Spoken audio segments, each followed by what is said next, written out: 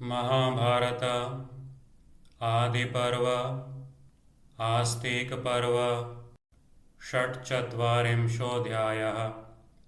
जरत्कारों का विवाह के लिए उद्यत होना और नागराज वासुकी का जरत्कारु नाम की कन्या को लेकर आना। उग्रश्रवा जी कहते हैं, शौनक जी, यह सुनकर जरत्कारु अत्यंत शोक में मग्न हो गए और दुख से अश्रु बहाते हुए गदगद वाणी में अपने पितरों से बोले। सौतिरुवाच एतत् श्रुत्वा जरत्कारुर्भृशं शोकपरायणः उवाच तान् पितॄन् दुःखात् बाष्पसंदिग्धया गिरा।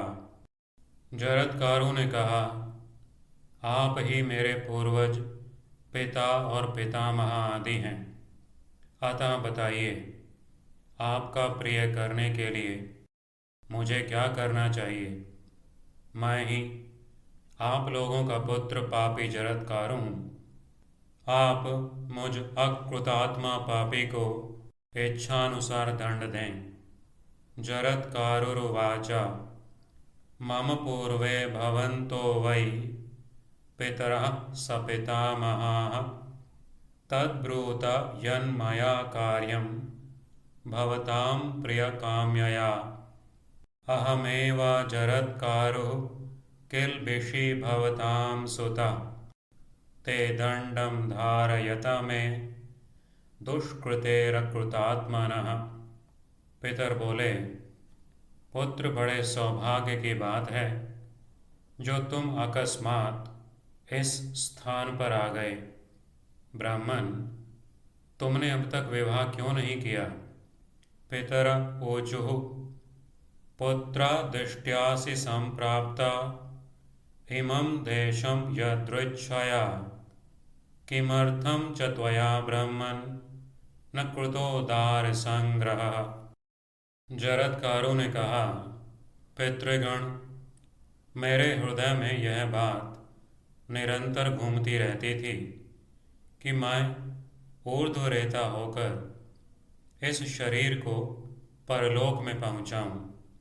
जरत्कारुर्वाच ममायं पितरो नित्यं यद्यर्थः परिवर्तते ऊर्ध्वरेताः शरीरं वै प्रापयेयममुत्र वै।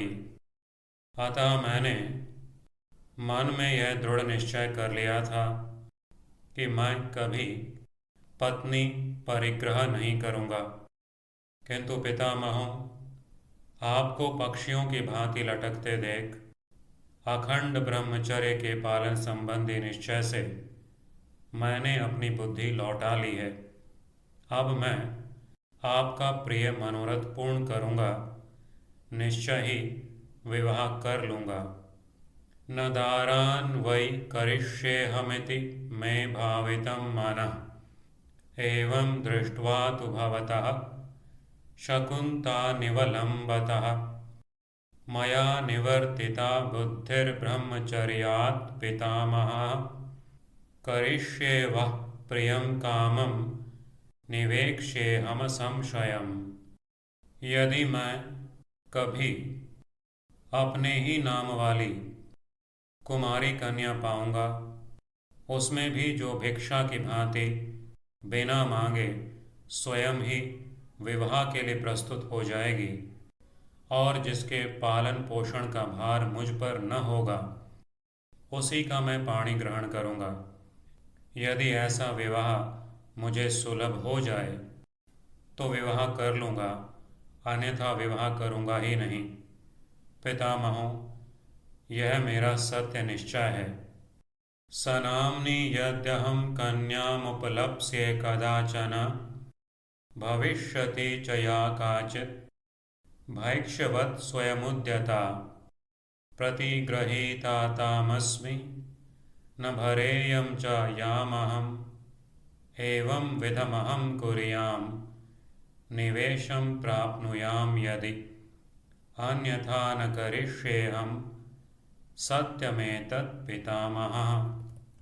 वैसे विवाह से जो पत्नी मिलेगी उसी के गर्भ से आप लोगों को तारने के लिए कोई प्राणी उत्पन्न होगा। मैं चाहता हूँ मेरे पितर नित्य शाश्वत लोकों में बने रहें, वहाँ वे अक्षय सुख के भागी हों। तत्र चोत्पत्स्यते जंतुर्भवतां तारणाय वै शाश्वताश्चाव्ययाश्चैव तिष्ठन्तु पितरो मम। उग्र श्रवा जी कहते हैं, शौनक जी, इस प्रकार पितरों से कहकर जरत्कारु मुनि पूर्ववत पृथ्वी पर विचरने लगे, परंतु यह बूढ़ा है ऐसा समझकर किसी ने कन्या नहीं दी, अतः उन्हें पत्नी उपलब्ध न हो सकी। सौतिरुवाच एवमुक्त्वा तु सा पितृंश्चचार पृथिवीं मुनिः न च स्म लभते भार्या वृद्धोऽयमिति शौनक। जब वे विवाह की प्रतीक्षा में खिन्न हो गए, तब पितरों से प्रेरित होने के कारण वन में जाकर अत्यंत दुखी हो उच्च स्वर से विवाह के लिए पुकारने लगे। यदा निर्वेदमापन्नः पितृभिश्चोदितस्तथा तदारण्यं स गत्वोच्चैश्चुक्रोशा भृशदुःखितः। वन में जाने पर विद्वान जरत्कारु ने पितरों के हित की कामना से 3 बार धीरे धीरे यह बात कही, मैं कन्या मांगता हूँ। सत्वरण्यगतः प्राज्ञः पितॄणां हितकाम्यया उवाच कन्यां याचामि तिस्रो वाचः शनैरिमाः। फिर उच्च स्वर से बोले, यहाँ जो स्थावर जंगम दृश्य अथवा अदृश्य प्राणी हैं, वे सब मेरी बात सुने। यानि भूतानि सन्तीह स्थावराणि चराणि च अंतर्हितानि वायानि तानि शृण्वन्तु मे वचः। मेरे पितर भयंकर कष्ट में पड़े हैं और दुख से आतुर हो संतान प्राप्ति की इच्छा रखकर मुझे प्रेरित कर रहे हैं कि तुम विवाह कर लो। उग्रे तपसि वर्तन्ते पितरश्चोदयन्ति मां निविशस्वेति दुःखार्ताः संतानस्य चिकीर्षया। अतः विवाह के लिए मैं सारी पृथ्वी पर घूमकर कन्या की भिक्षा चाहता हूँ। यद्यपि मैं दरिद्र हूँ और सुविधाओं के अभाव में दुखी हूँ, तो भी पितरों की आज्ञा से विवाह के लिए उद्यत हूँ। निवेशायाखिलां भूमिं कन्या भैक्षं चरामि भोः दरिद्रो दुःखशीलश्च पितृभिः सन्नियोजितः।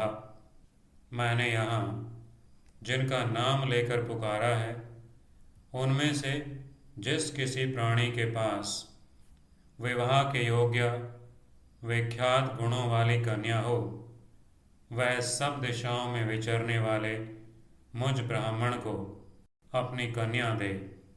यस्य कन्यास्ति भूतस्य ये मयेह प्रकीर्तिताः ते मे कन्यां प्रयच्छन्तु चरतः सर्वतो दिशम्।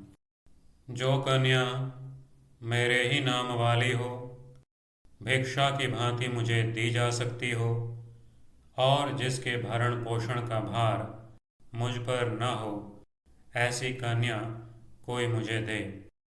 मम कन्या सनाम्नी या भैक्ष्यावच्चोदिता भवेत् भरेयं चैव यां नाहं ताम में कन्यां प्रयच्छत। तब उन नागों ने जो जरत्कारु मुनि की खोज में लगाए गए थे, उनका यह समाचार पाकर उन्होंने नागराज वासुकी को सूचित किया। ततस्ते पन्नगा ये वै जरत्कारौ समाहिताः तामादाय प्रवृत्तिं ते वासुकेः प्रत्यवेदयन्। उनकी बात सुनकर नागराज वासुकी अपनी उस कुमारी बहन को वस्त्राभूषणों से विभूषित कर साथ ले वन में मुनि के समीप गए। तेषां श्रुत्वा स नागेन्द्रस्तां कन्यां समलंकृतां प्रगृह्यारण्यमगमत् समीपं तस्य पन्नगः। ब्राह्मण, वहाँ नागेंद्र वासुकी ने महात्मा जरत्कारों को भिक्षा की भांति वह कन्या समर्पित की, किंतु उन्होंने सहसा उसे स्वीकार नहीं किया। तत्र तां भैक्ष्यवत् कन्यां प्रादात् तस्मै महात्मने नागेन्द्रो वासुकिर्ब्रह्मन् न स तां प्रत्यगृह्णत। उन्होंने सोचा, संभव है यह कन्या मेरे नाम वाली न हो, इसके भरण पोषण का भार किस पर रहेगा। इस बात का निर्णय भी अभी तक नहीं हो पाया है। इसके अतिरिक्त मैं मोक्ष भाव में स्थित हूँ। यह सोचकर उन्होंने पत्नी परिग्रह में शिथिलता दिखाई। भृगुनंदन, इसीलिए पहले उन्होंने वासुकी से उस कन्या का नाम पूछा और स्पष्ट बता दिया, मैं इसका भरण पोषण नहीं करूँगा। असनामेति वै मत्वा भरणे चा विचारिते मोक्षभावे स्थितश्चापि मन्दीभूतः परिग्रहे। ततो नाम स कन्यायाः पप्रच्छ भृगुनंदन वासुकिं भरणं चास्या न कुर्यामित्युवाचः। इस प्रकार श्री महाभारत आदि पर्व के अंतर्गत आस्तिक पर्व में वासुकी जरत्कारु समागम संबंधी 46वां अध्याय पूरा हुआ। इति श्री महाभारते आदि पर्वणि आस्तिक पर्वणि वासुकी जरत्कारु समागमे 46वांशोऽध्यायः।